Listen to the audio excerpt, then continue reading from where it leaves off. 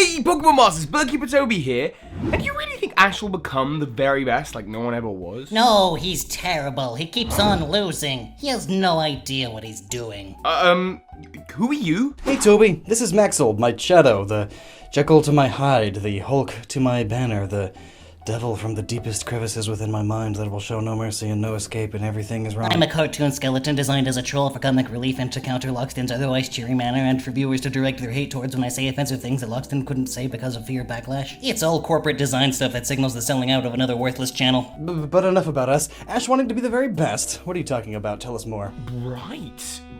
Yeah, well, I mean, I do get what Maxwell is saying here. It is kind of like Ashs Ketchums is playing on very hard mode a little bit. He keeps on depositing all of his good Pokemon between adventures, apart from Pikachu, of course. He did well recently in the Kalos League, but he could have done better if he had just swapped out one or two of his Pokemon for older Pokemon. Yeah. For example, if he had just swapped his Charizard for his Talonflame in the Kalos League battle, he would have immediately done better. For one, it has more type coverage, more experience battling with Ash, and has a statistically higher chance of winning based on its past battles. Wait, how do you know that? I'm a Pokemon expert too. I know things. Actually, he just found this image from someone else who did all the work on Google Images. That too. Right, well in that case, I think we can probably use this. Some props to whoever it was who made it. We couldn't find out who, but links in the description to our links to where we found it. It's worth noting that this image is a little bit dated with an unevolved Noibat and a Goodra with a 100% win ratio. It has actually lost a little bit since then. But in general, this is going to serve as a really good template to work out what Ashs Ketchums' best team would be if he was in the Kalos League, but using any of his Pokemon available to him at that time. That said, it is very important to note that Ash's best team and Ash's 6 best Pokemon are not the same thing. Right, you can't just take the top 6 Pokemon on this list. For one, Goodra only had like 2 battles. Plus, part of being a team and working together as a unit, as any competitive battler would know, is about having the Pokemon that cover each other's weaknesses. And both Infernape and Charizard are some of his strongest Pokemon, but it might not make so much sense having them both on the same team due to them both covering fire. So where do we start? Well, given this chart is our main tool, let's start by eliminating some Pokemon on the list. We want Ash's team to win at least half the time, so let's eliminate anything that has 50% or less. The big losses here are Talonflame, Torterra, and most notably, Sceptile. Sceptile always comes up in conversations about Ash's best team, and if they're not using Torterra, they almost always go for Sceptile. Although Sceptile isn't actually one of Ash's best Pokemon, losing more times than the rest of his Hoenn team. Apart from Torkoal, of course. The sappy sausage. Oh yeah, classic Torkoal. But look, you might argue with me and say Ash's Sceptile took down a Darkrai, isn't that worth something? But that's not, strictly speaking, true. Ash's Sceptile finished off the Darkrai, but Darkrai had already battled over half of Ash's team. Like, it was pretty tired at that point. Whereas you've got other Pokemon on this list, like Ash's Charizard for example, that have taken out legendary Pokemon in one-on-one scenarios. So, anything with 50% or less is gone, including Sceptile. Sorry Sceptile, let's remove some more. So that leaves us with 18 candidates that we need to turn into just 6.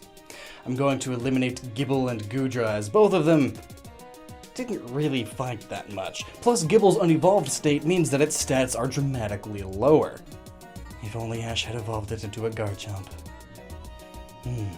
Anyway, with that in mind, Scraggy, Corphish, Bulbasaur, Squirtle, Pignite, and Quilava are all also out for being unevolved and having lower stats. The only exception here is Pikachu, as it fights by Ash's side every single day. This Pokemon is the most in tune with Ash. It has Volt Tackle after all, and it has more experience with Ash's battle style and has helped take down legendary Pokemon before.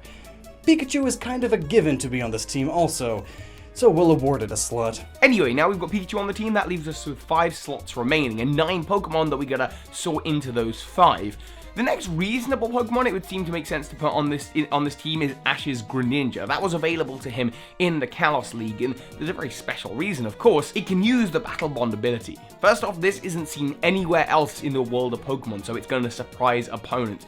It means that Ash's Greninja and Ash are perfectly in sync. They are incredible battling together. Greninja, as a Pokemon in general, is a very high special attacker with a wide variety of moves it can use. Ash is one knows Aerial Ace. Its water moves cover Pikachu's ground weakness, so you can see there's obviously a lot that we can use Greninja for here, and it just makes so much sense. Probably Pikachu and Greninja are the 2 Pokemon most connected to Ash, so it makes sense for him to use them on his best team. Plus, the only Pokemon that seems to actually beat it in terms of the win-loss ratio is his Infernape. Lockstin? Infernape is a powerful Pokemon, yes, there is no doubt, but the problem with constructing a team like this is, do you go for Infernape or do you go for Charizard? Infernape has the Blaze ability and was basically doing the Ash Greninja Extreme Connection to Ash power-up thing before Greninja was. Just not so directly and anime-esque. But Charizard has a bond with Ash that goes back to the start of their journey. It also knows plenty of dragon moves and is flying type as well. And so in the end they are both solid candidates for a slot on this team, but we wouldn't want them both to be on the team because we want to minimize team weakness. So perhaps to work out which to go for, we should look at the rest of the team first. For example, Snorlax and Krookodile are some of Ash's other most powerful Pokemon, with high HP and attack stats respectively. These two are some of Ash's hardest hitters, and I think we can all agree that with their type diversity, they would only benefit the team. So we have Pikachu, Greninja, Snorlax, and Krookodile, at least. Now, the addition of Greninja in the team means that Kingler probably isn't going to provide a lot new here, and that leaves us with 2 slots left, one of which is going to go to either Charizard or Infernape, and the other slot will go to either Noctowl, Swellow, or Glalie. And this is where Charizard takes an edge over Infernape, because Charizard is part flying type, meaning it covers a lot of what Noctowl and Swellow already do. Greninja also already knows Aerial Ace, so between Greninja and Charizard, you kind of have the flying aspect covered here, meaning Swellow and Noctowl aren't really that necessary, which would make Glalie a pretty good candidate, and also mean that Charizard wins out over Infernape. And you might be like, hang on a second, what about the 4x rock weakness? Well, of course, in Ash's last journey in Kalos, he did pretty well with Talonflame, and this is just Talonflame but with bulkier stats and a better win-loss ratio. Plus, to really give Charizard that edge over Infernape, it knows Seismic Toss, meaning it has the fighting moves covered as well. While we don't deny that Infernape certainly might be a stronger fire-type Pokemon of Ash's than Charizard, Charizard ultimately just does more. It's a jack of all trades. And also, it is a Charizard, so it has the Blaze ability just like Infernape. So maybe it can even tap into that sometime. But Charizard's a snooze lord. No. Charizard was a snooze lord. Charizard doesn't sleep anymore, and since the Orange Islands, it's actually become one of Ash's best companions. Where have you been snoozing? Team snooze? Nice. So that leaves us with our team of 5. Pikachu, Greninja, Charizard, Snorlax, and Krookodile. And only Glalie left to fill that spot. It is the only Pokemon here with less than a 60% win rate, but look at it like this. It's better suited for this slot than every other Pokemon with a higher win rate, especially for this team in general.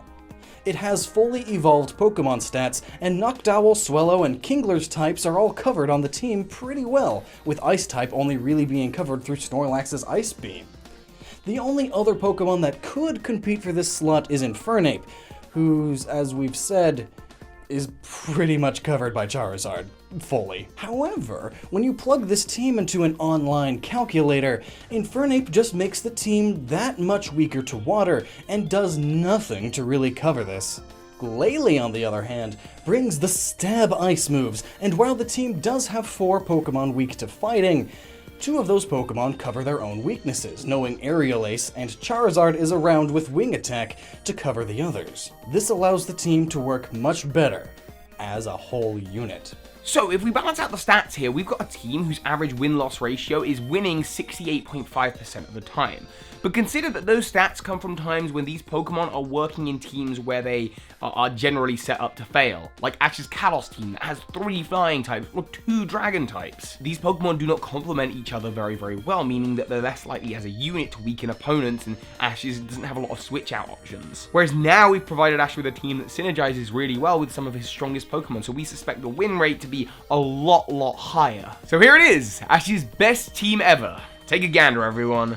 I guess. It's not exactly high-end competitive in terms of real Pokemon championships, but hey, it's not Ash's worst team at least. You know what, Maxwell? You are absolutely right, and that's the topic we'll be talking about over on my channel. Link in the description. Oh, what have I started? Sounds good. But one sec, Maxwell, could you read this for me?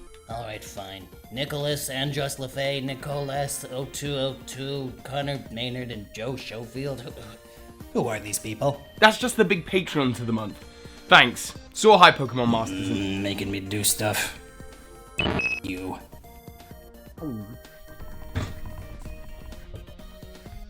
Yeah, you better run. Ugh. Soar high, Pokemon Masters, I guess. This is Ashs Ketchums. You just watched a video by Birdkeeper Toby. That makes you a Pokemon Master!